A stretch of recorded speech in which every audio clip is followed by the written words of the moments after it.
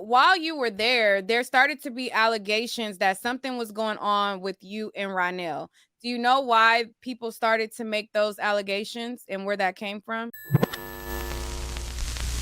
So how did it make you feel when people started to go online to say that you are the person who killed them? Oh, I felt lost. I fell off into depression. I didn't want to admit it, but I did, so I'm on my work Zooms and people like, you going to jail, Alexis, bitch. Y'all just still going. It's hurtful. Like it hurted so bad. Like it did. It hurted so bad. But Yeah, I'm sorry you're going through that. Hey, what's up? What's up? What's up? It's your girl Neek, and you're tuned into Neek at Night, and you're kicking it with me and the Night Owls, okay? And in this video, it is going to be another flashback case story update. Now, in this series, I'm going to be giving you guys stories that I may have covered in the past or stories that I just didn't get to cover on my channel overall, and give you guys details as full as I can. Now, in this situation, I did a video about a couple from St. Louis who had moved down to Atlanta, and they basically had this murder-suicide situation going on. The wife was accused of killing the husband and then turning the gun to herself, and a lot of allegations came after that. There was a lot of allegations for the man as far as his people feeling like he was feminine, feeling like he may have been messing with men, feeling like he may have had, and there was allegations that there was this young woman who was staying with them at the time, may have been, number one, involved with offing them, and number two, people felt like she was the catalyst of their relationship ending and feeling like the husband was cheating with her. So today she is going to sit down with me. We're going to talk about all of the details of this case as it pertains to her involvement and what allegations were made against her, and we're going to get her side of the story. Like I said, there was people accusing her of offing them, her of being the cause of ending the relationship, and her a lot of this story. So we're going to get to hear from her mouth. Now, before we do that, we're going to get a refresher of basically a quick breakdown of what I reported previous, and then we're going to hear from her mouth. Video. 8 years. 8 years together, 6 years married. In the hot tub in LA. That's right, baby. With our best friends and our family. Yay.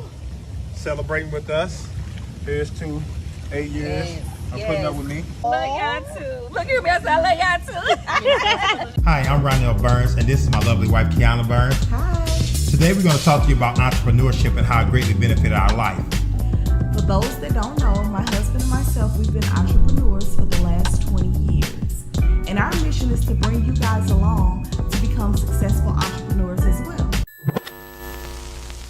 They seem like a traditional, happy, successful couple. Now, we know no marriage is perfect, but despite that, they had a lot of people who looked up to them as couple goals as they were successful entrepreneurs, and they seem like a strong unit together. According to Ronnell, the couple got together in 2009, married in 2014, and have a blended family of 8 children.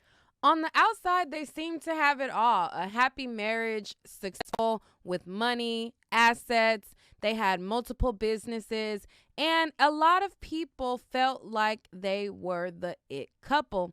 However, behind closed doors, there was something sinister brewing. Now, according to reports, around 9 p.m. on Saturday, November 6th, the teenage daughter reported a domestic violence incident to the police from a location other than her home. Police were dispatched to the couple's home located in Fulton County, Georgia. Reportedly, upon the arrival of the police, the neighbors indicated that they heard gunshots coming from within the home. Upon entry, the police found the couple deceased. So, according to sources, it was stated that Kiana Burns had shot Ronnell Burns before turning the gun to herself. The police department is calling this a murder-suicide. The couple leaves behind their 8 beautiful children as they were a blended family. The news of this horrific tragedy shocked many of their supporters, colleagues, and family members, and it left a lot of people searching for answers. A lot of people realized that they have been given clues for quite some time that things were not well, and it kind of is eerie as you look back at it. So on October 20th, Kiana had went to her Facebook and she posted up a video where she was basically asking people for prayer, saying that, she doesn't have it all together and she really was having a gloomy day and she was trying to get some encouragement from people. Y'all, I'm telling you, if you don't stay prayed up and you don't keep faith, things can swivel in and take you out. I'm telling you guys, the transition, it wasn't necessarily a smooth one. It wasn't a hard one either, but it was something that we chose to do. When you come to a new state or city and you're trying to learn people and you're trying to learn, the things that they do, and that can be challenging. And coming here with our kids, just us and our kids, it's just us. You know what I'm saying? We ain't got nobody. We can't drop the kids off at our kinfolk's house. We can't go. So right now my husband is, at a retreat. I stayed back due to because we have our children here. I mentor so many women. I encourage so many women. I pump life and positivity in so many women. But sometimes I need that myself. And God knows right now, I need that, you all. You got to get to the point where you got that love circle that's going to support you no matter what, that's going to be there for you no matter what, that's going to be able to help you and talk you through things that you feel like you just can't get through. Because if we leave things to ourselves, we start thinking to ourselves and we start making bad decisions.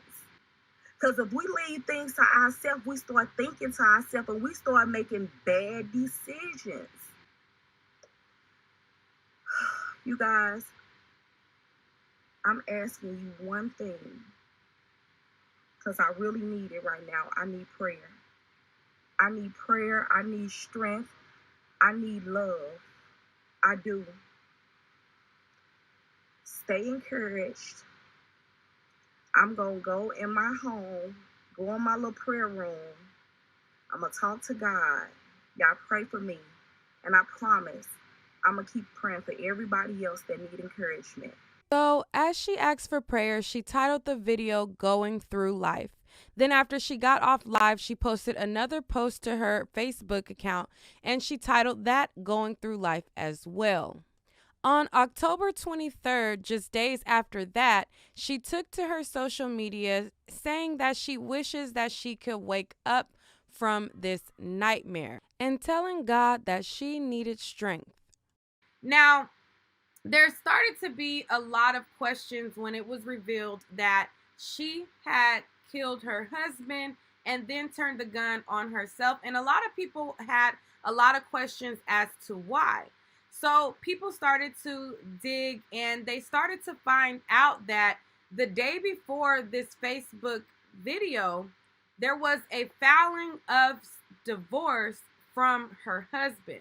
So it appears that he had filed for divorce and he had petitioned the state of Georgia. It states that they had been separated since the 1st of October. So she made this video. She came to social media saying, my husband went to this retreat. There's a lot of life changes going on. I need prayer. I'm having a hard time, yada, yada, yada. But according to the divorce filing, they had been having a huge bump in the road for some time trying to work through it. Now, this is the divorce filing, and this left people with a lot of questions and rumors started swirling. People started to make conspiracy theories. There was all kind of things that started to hit the net. Now, being that this video is about Alexis clearing the air, I'm not going to go over and rehash everything that I talked about over a year ago, but definitely check the links down below to get all of the other rumors that was swirling, because like I said, there was people who alleged that Ronnell had the H-I in the Ronnell Burns was a public speaker. He was putting everybody on, but he was also putting them on to something that they didn't even know they was getting on. HIV. I would have shot my husband if he brought me home HIV.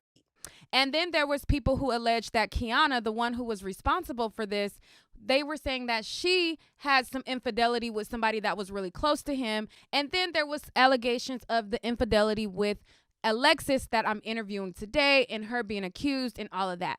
So I'm going to give you guys a quick commercial Nick at Night break, and then we're going to give you a flashback of the accusations that was alleged against Alexis, and then we're going to hear from her. Okay, so if you're watching this video, there's several ways that you can support the channel. You can like the video, comment on the video, share the video to yourself. All those things are free of charge. Now, if you want to support even further, you can go to my website, www.nickatnight.com, and purchase something from over there as well. Over on my website, I have several different categories, from women to men to plus size, adult goodies, and accessories. So make sure to check it out, because I even got the rose at www.nickatnight.com. Now, let me play for you what was alleged against Alexis, and then we're going to go right in and hear directly from her. Now, the type of work that he does. He was a gentleman who did Primerica insurance. Primerica is kind of like one of those insurance. It's kind of like Herbalife, but for insurance. So you know how like you can sell the product, and the people who can bring in people to sell the product get a commission too, type of thing, like kind of like a pyramid. So it's like an insurance like pyramid, but he was very successful in doing it. Wait, I got to do one more pause, and then I'm going to just let it play for real, for real. Now, when I said that Primerica was a pyramid, the aunties that done been brainwashed was mad as F. Now, I know how y'all like to tussle. Tussle with your mammy, okay? Because I said what I said. It's a pyramid, and if you getting money, get your money. But you getting your money in a pyramid, period, girl. Period. Okay, let me finish playing this about Alexis, but I just have to pause and give another interruption, because, child, they was in shambles in the comments. I said what I said. Now, let me finish playing it again. Primerica is kind of like one of those insurance. It's kind of like Herbalife, but for insurance. So you know how like you can sell the product, and the people who can bring in people to sell the product get a commission too, type of thing, like kind of like a pyramid. So it's like an insurance like pyramid, but he was very successful in doing it. And together they built their empire of being like, you know, these coaches, and, you know, him selling his insurance, her having her salon, and they decided to expand their business ventures from St. Louis to Atlanta. So while in Atlanta, this woman, Alexis, was a part of the team, and she would sell these insurance with them. And like I said, she would go with them, and she looked up to them, according to her, as her business mom and dad. So she would call him her business dad, and she would call the woman, Kiana, her business mom.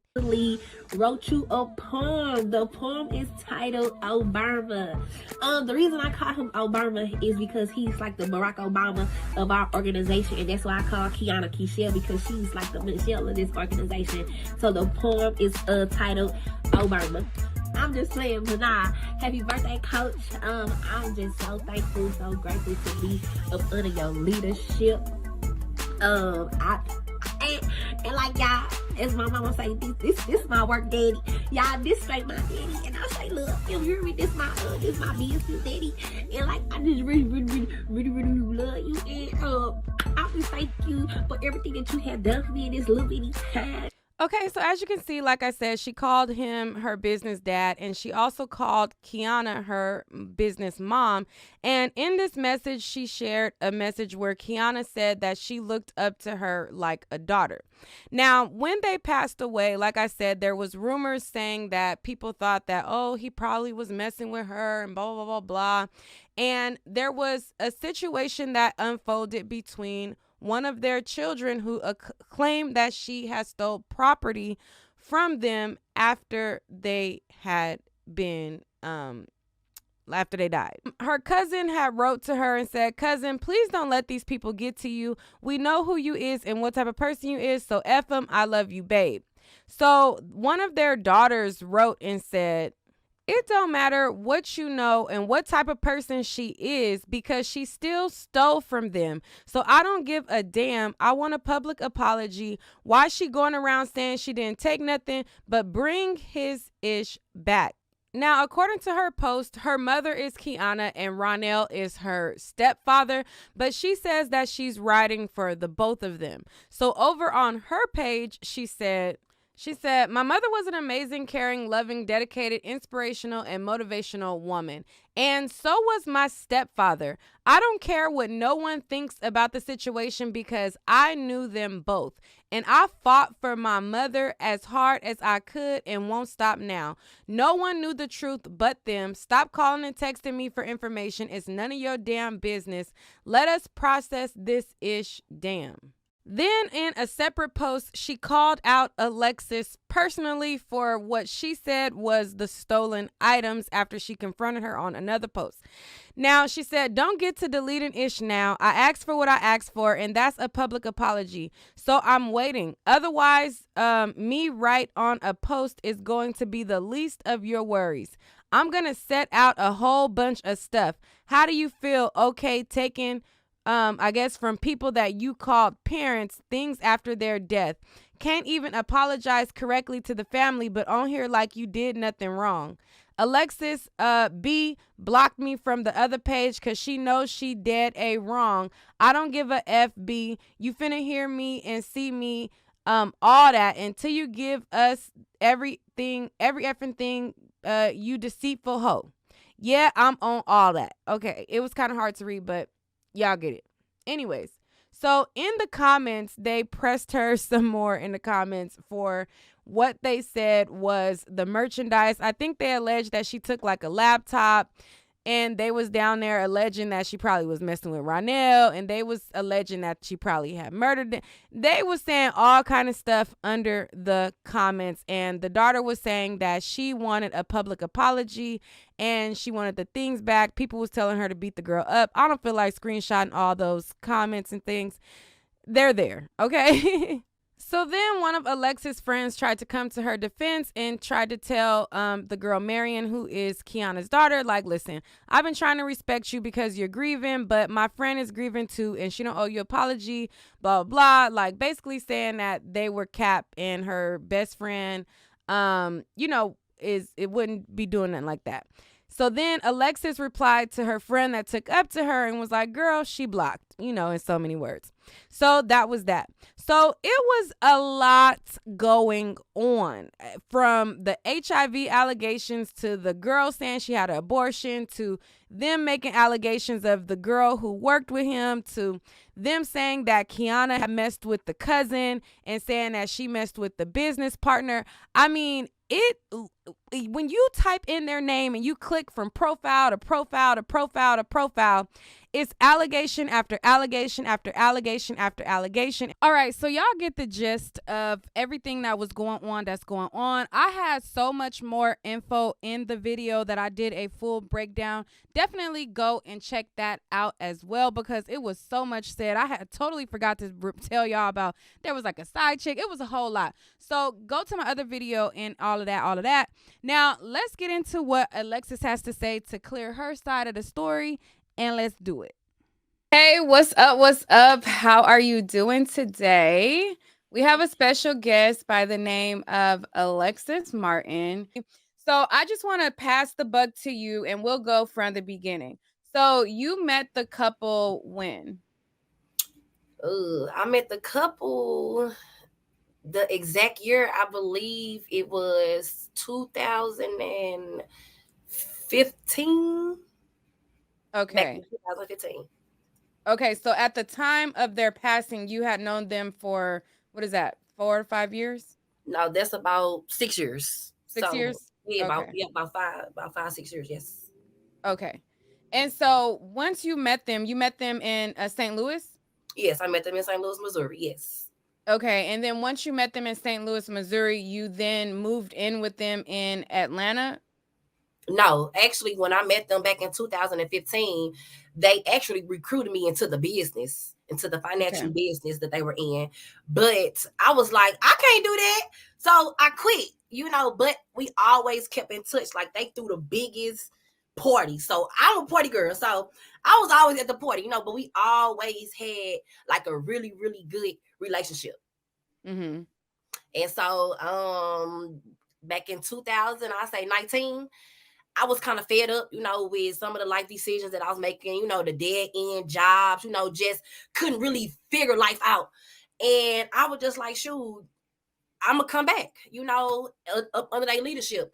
And ever since then, like they took me in. And like if y'all would see all of us together, y'all would have thought I was a 16-year-old teenager or something. The way that they like carried me, nurtured me, poured into me, it's just like some stuff that I was missing, from like my childhood. It's like they made me believe like I can fly. Anything that I told them, they was like, do it. They pushed me to my limit. Man, them people, they was like a grandma I never had, a grandfather, a best friend, a sister, a brother, a mama, a daddy. They fulfill me in every area. And I know that won't nobody ever understand it. Nobody. Okay. So, so once they started pushing you in 2019, you decided to go back into the business. When did you start? You started to live with them at one point, correct? So I never ever lived with them. To be Okay. totally honest, the reason I was in Atlanta was because I was having trouble in my relationship. And they had just moved. And they knew everything that was going on with me. We all talked every day. Even my former boyfriend, like we all had a great, relationship and things like that. And I was just like, I need to get away. And so I called my business mom. I was like, hey, can I come down there? Because I'm still able to work. You know what I'm saying? Still make money. And then it didn't make sense to go get an Airbnb or a hotel. They got this big old house with all these rooms. Why not stay with them? So like, it ain't like, oh, I packed up my whole house and I just moved with them. No, I was going back and forth. I just needed a break from my relationship to just see like, is it even worth keeping the fighting for or whatever? And Okay. So how long were you back and forth in between their residence? it was roughly 3 weeks. Oh, okay. So it was a total of 3 weeks from when you came the first time and their demise once Yes. they passed. Yep. 3 weeks. Okay. So during that 3 weeks, it seems like there was a point in time in those 3 weeks that Ronnell had filed for divorce. Now, Mhm. once he filed for divorce, then his wife had went online. She did a Facebook video and she expressed that, things wasn't going well for her, that she didn't really have any help with her children. She wasn't able to do anything like that because she didn't have help. But if you were there, you weren't there able to like help out in that situation in any type of way, or what was your role specifically when you were there? Well, my role when I was there was to work. We all worked together. We was on the same mission. Same. If nobody know, I'm a life insurance agent. Just as well as they were. Like they was making money. I was making money too. It wasn't like, ooh, this is a live-in babysitter, and I came to watch the house. No, it was strictly about work. But we did have a personal relationship. But when she expressed, those things like that on social media, that's just what she was feeling within, which what was going on, during that time, and them being in a different city with no family, hardly friends, things like that. So she was just expressing that on that level. But none of that had nothing to do with me and why I was down there. Okay. So you were down there to work. You guys were all grinding, selling insurance, building your team and coming up trying to like climb the ladder and things like that. Yeah. Now, while you were there started to be allegations that something was going on with you and Ronnell. Do you know why people started to make those allegations and where that came from?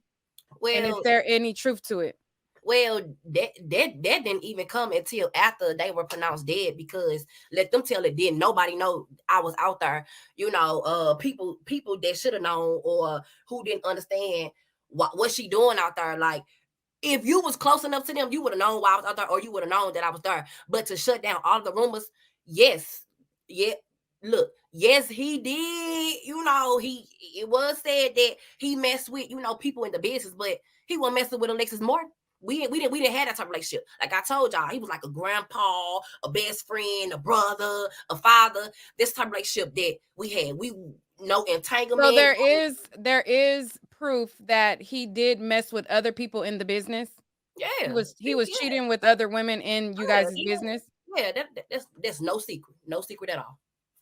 Okay. And so because he was cheating with other women in the business, people felt like you were one of the ones, since you especially lived inside their home, and felt like you were the cause of their relationship to kind of go in this downward spiral.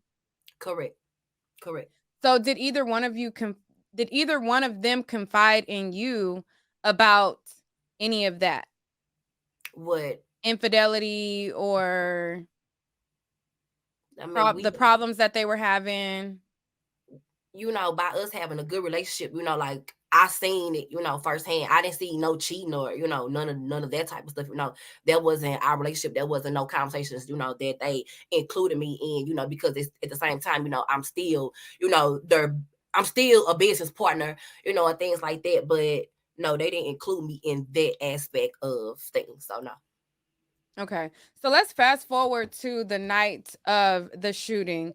Where were you at the time? At the time, I was out with a girlfriend at a restaurant, or I was at Lenox Mall in Atlanta. Okay, so you weren't at the house at the time. No, I was not at the house at the time. Okay, so when it happened, how long had you been away from the home? Well, I left the home around 3-ish, almost 4, and I didn't start getting phone calls until around 9 o'clock. Okay. So and about so 4 hours in between. So people started calling you and saying what?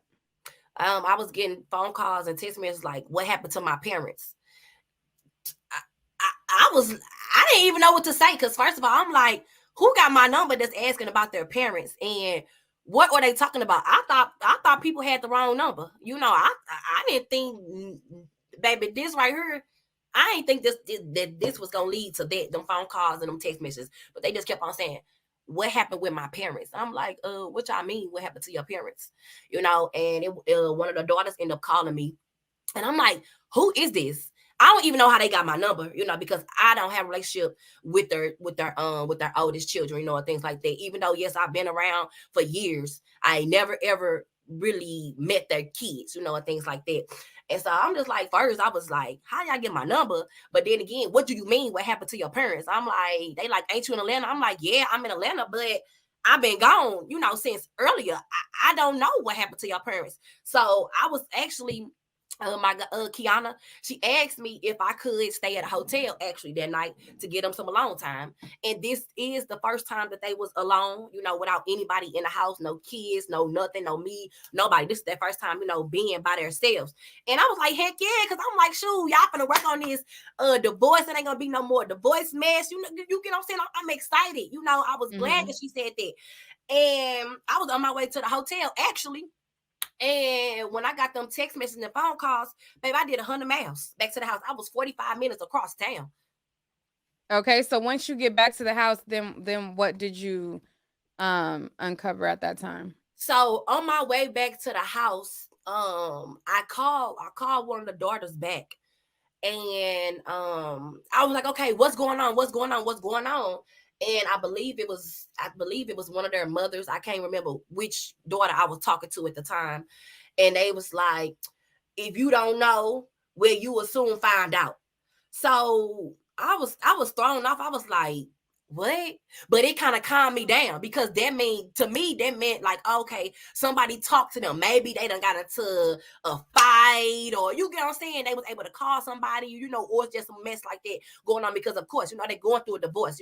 People angry. You just never know. So it kind of calmed me. So on my way there, whatever. So as I'm pulling on the street, I ain't see no police lights. I ain't see nothing. So I'm like, okay, woo, thank you, and whatever. But when I got to the cul-de-sac, I saw about 7 police cars and an ambulance. And when I pulled around to the house, I saw yellow tape. We all know what yellow tape mean, but when I got out, I'm still asking, what's going on? What happened? What's going on? And, they was like, who are you? They asked for my identification. Then an officer came over to me. He said, ma'am, I'm sorry. They both are deceased. I just fell. I just fell in disbelief. Like, I couldn't believe it. The fact that we was all just together. Like, we went to Walmart, we went to Panda Express, and we went to a furniture store because they had just bought an office for us to work out of. And now both of y'all dead. And then another officer came over. They was like, well, the wife, she's in critical condition. She's headed to the hospital. And I'm like, okay, cool. So I'm jumping in my car. I'm like, what hospital? What hospital? They like, oh, no, you can't go nowhere. You got to stay here. I'm confused. For what? And then another one followed up and said, oh, she didn't make it. Like, it was just back to back, back to back. They was hitting me back to back, back to back. And I just started running around, I'm crying, I'm screaming, the police chasing me, trying to calm me down because I could not understand what was going on and how did it happen. And, and I blame myself because I'm just like, dang, I should have never left. I should have stayed. Like, I should never left. You get what I'm saying? I should have left them alone, because previously, I was asked to, can you just stay to just make sure we keep the peace? Ain't nothing gonna happen, but you being here and with me being an outsider, it would keep the peace. You get what I'm saying? Because when we was all together, we'll still joke, we'll still laugh. It was normal. But just like any other couple, they'll bicker here and there, but it wasn't nothing to be alarmed by. So that's why I couldn't believe it. And still to today, I still can't believe that they gone, both of them. Okay. So, sorry that you had to go through that. It sounds like a very traumatic situation to come across and just find out in that way. I would have been floored as well. Once she is pronounced deceased and he is also pronounced deceased, they tell you that at some point you're able to go back inside the home, and you were in the home after that? Mm-hmm. So after the forensics came and all that type of stuff, I believe it probably took about 6 hours that we was out there, that they made me stay. I couldn't leave. I couldn't do nothing. And once they got done with everything, they turned the house back over to me. The deputy or head chief or whatever was like, hey, we turned the house back over to you. And then everybody left. So yes, I did go back into the house, because when y'all in this situation, then y'all come holler at me, tell me how y'all handle it. You get what I'm saying? There was closure, for me, going back in there, in the house, and things like that. So yes, I did go back into the house. And I went to their bedroom. That was the first thing that I went to, because, baby, I didn't know what I thought I was going to see. I thought I was going to see handprints of blood. I didn't know what the freak I was going to see. But when I went in that house and I saw spots of blood, I just screaming and screaming and screaming like, why y'all didn't call me? Why y'all didn't call me? Because I still just could not understand. It's gonna be 2 years and whatever, and I really couldn't really grieve them around the time it happened, because it was like I had to go in survival mode, so I still kind of get choked up, but I'm in good spirits. I'm happy, but still just like reliving it and thinking about it, and just like it get me real emotional and stuff like that. But I just was screaming like, why y'all didn't call me? That was my only thing. Why? Why? Yeah. What is this? Why? And then it's just like, why did it have to happen when I was here? You get what I'm saying? Like, I'm like, is this a lesson for me? I just didn't know. I didn't know. Okay. So how did it make you feel when people started to go online to say that you are the person who killed them? Girl, it was just like, it went from my condolences, so sorry, Alexis, because we know what you meant to them and stuff, and then boom, you hear me? Like I got hit, girl, like hits.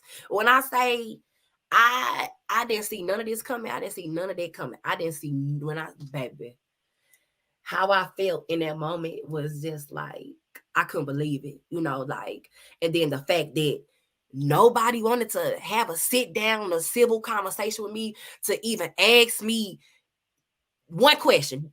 Then nobody from their family come and ask me nothing. Didn't nobody want to sit down and talk to me or anything. But I was in contact with Ronnell's oldest daughter. And she was the only one, that she didn't point a finger. She didn't put a blame on me. She didn't say, oh, well, you did this. You this type of person. We was the only one that was in contact. And it is true.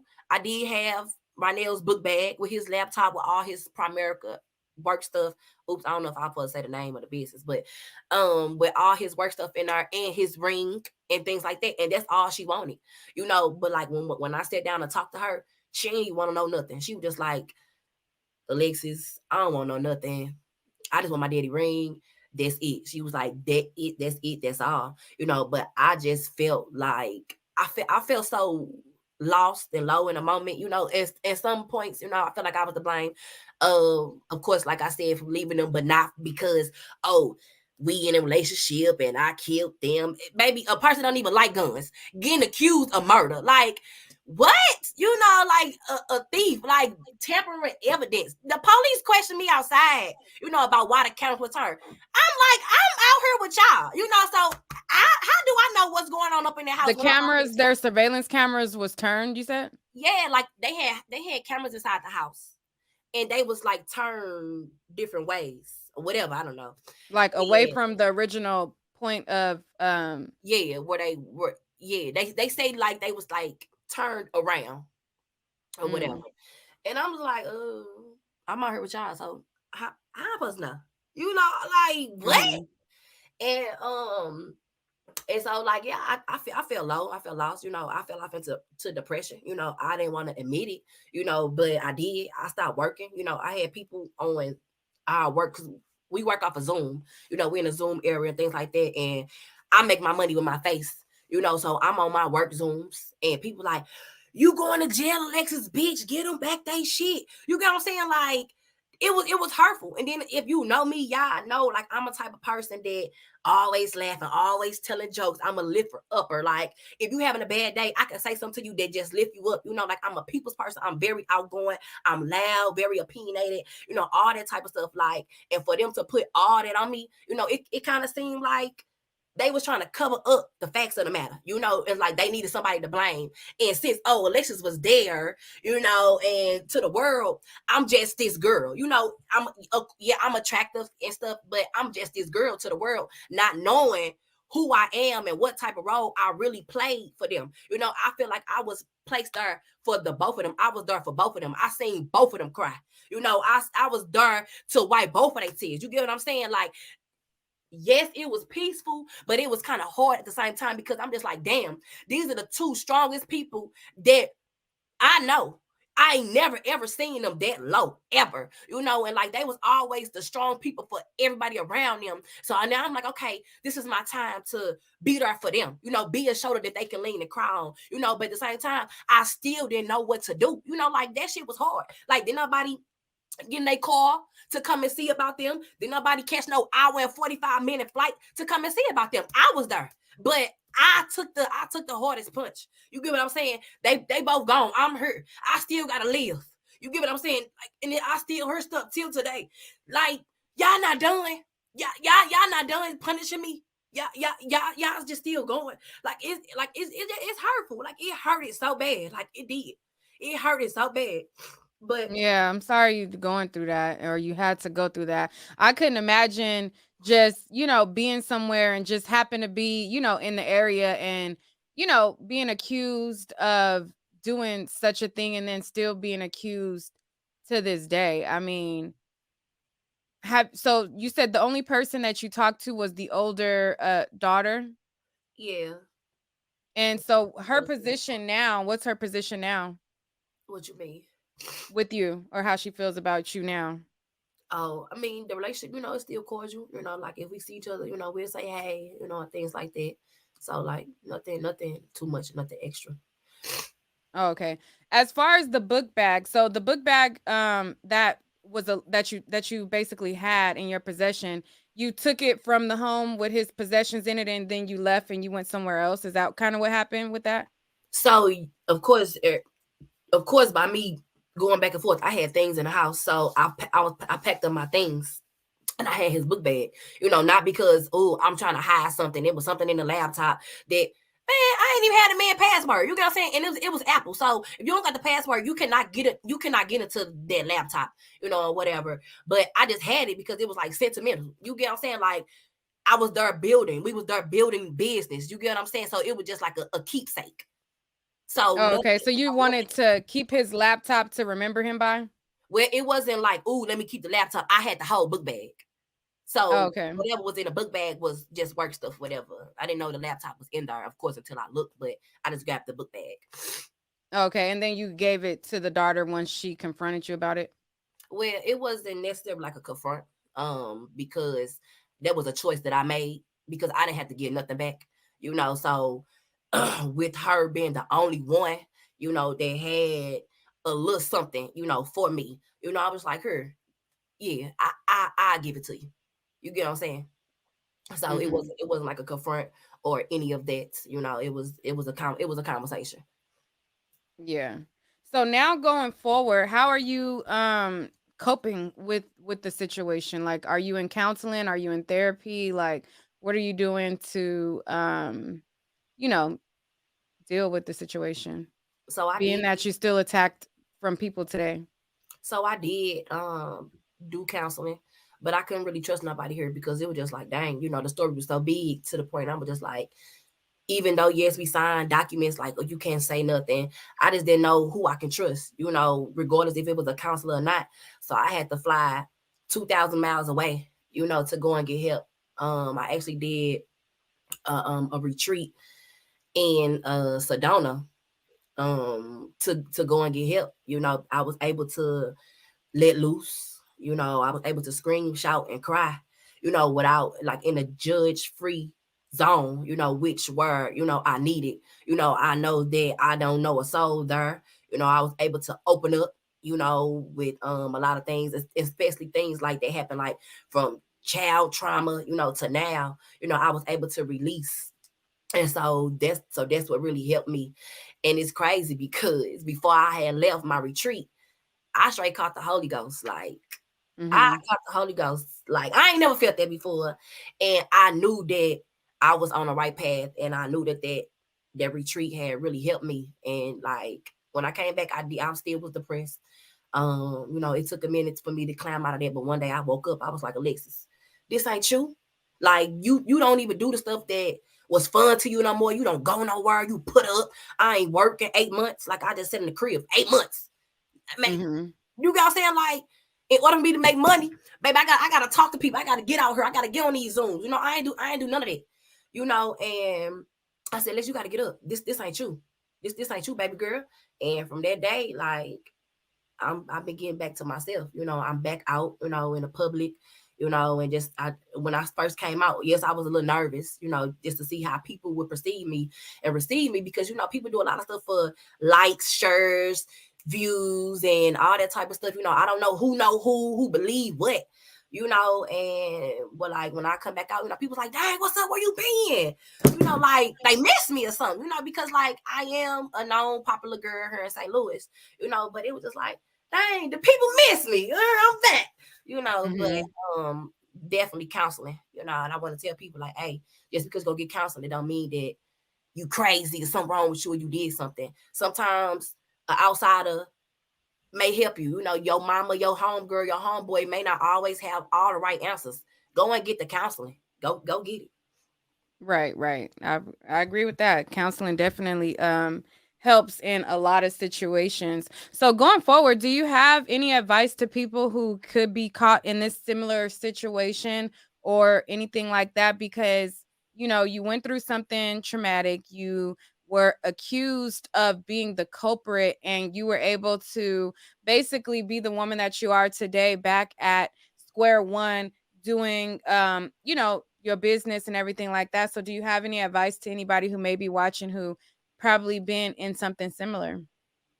Yeah, and then I also want to say, like, I do have a book coming out. It is on Amazon now. It actually hit #1 bestseller. It's an anthology, and it's about 14 other women that's featured in this book, just telling like their testimony and telling their stories and how they got over, things like that. So y'all can check that out. And I don't want this to be like, I don't want people What to be is like, it called? it's called The Book of Ruth, and it's on Amazon right now. Okay. But I don't want people to be like, girl, whatever. People get accused of things all the time when it's really deeper than that, because it's about what if I didn't have faith? What if I wasn't as strong as I am? What if I got a gun and put it to my head? Because it's just like, y'all thought this stuff about me anyway. Well, I'm worthless. It's about the strong people, because ain't nobody, some people not as strong as me. Some people couldn't live through that, so it's about getting through and fighting through, man. And like my advice is, like I said, go to therapy, go get help, go talk to somebody. Stop being by stop being by yourself, because that's when the devil play on you. He want to get you by yourself, because just like I know, like when you by yourself, that's when all them devilish thoughts, like Alexis, they don't love you, they don't want you here, split your wrist, kill yourself, go drive off the bridge. You get what I'm saying? Like I went through all those emotions, but when everybody see me like, how you doing? I'm good. Yeah, girl. But at home, I'm crying every night. I feel so alone. Go and get the help. Go surround your people. Go surround yourself by love. Take baths, meditate, listen to speakers. Go on YouTube. You can't find them. However you feeling, something gonna come up. But just stay in the game and keep going, because man, this is not gonna last always. Keep going and stay in the game. All right. Well, that is Alexis Martin telling her side of the story. This has been another flashback case story with an update to it. If you want to give your social media, you can. I'm not sure if you want people to be hitting you up or not. Girl, don't cry. Yes, because y'all need to get my book. My social media is Alexis Martin. IG Lex _Bubba, LEX _BUBBA, and then my Facebook is Alexis Martin. And I'm also on TikTok. I just had a story maneuver because me and my boyfriend ain't together no more. And that little room thing, I can't even think, girl. I can't think. But yeah, Alexis Martin. And Six Figure Ambition was the team name, so of course I had to represent Six Figure all day, baby. Okay. All righty. Well, thank you so much, Alexis. And wait, and I wanna thank you too, because when I ran across your segment on YouTube, I was nervous, but when I say you did an awesome job covering this story, I was just blown away, and especially the part when they was accusing me of recording the shooting and posting it on social media. Like when I say you covered it to a T, and the fact that you had all them facts, I said, who is this girl? Because baby, she good. Because where she get all this stuff from? Like the videos you had, I said, what? But you did an amazing job covering this story, man, for real. And I want to thank you so much.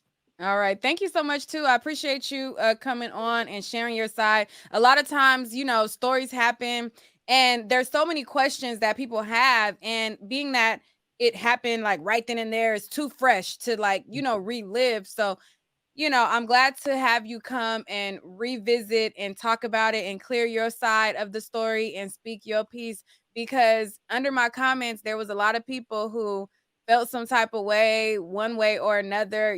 They were addressing different allegations, addressing what they felt like your role was, felt like how, things may have been going on and things like that. So I appreciate you coming on and speaking your side. Okay. Thanks, girl. Go get the Book of Ruth, y'all. Peace. All right. So when they go to Amazon, they just put the Book of Ruth? Yes. Yep. Okay.